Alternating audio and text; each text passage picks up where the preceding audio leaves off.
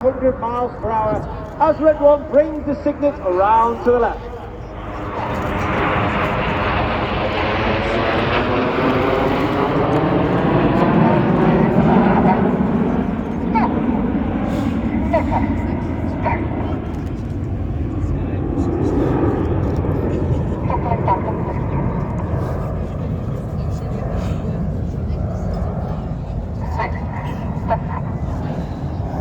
You now see the wings of the Signet flexing forward as all the aircraft start to move up alongside Red 1 and Red 6 and 7 split towards the rear.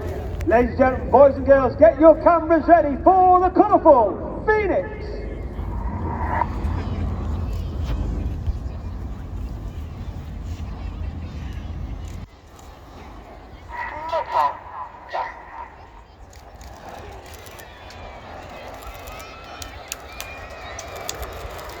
In the middle of that right wing is Red 4.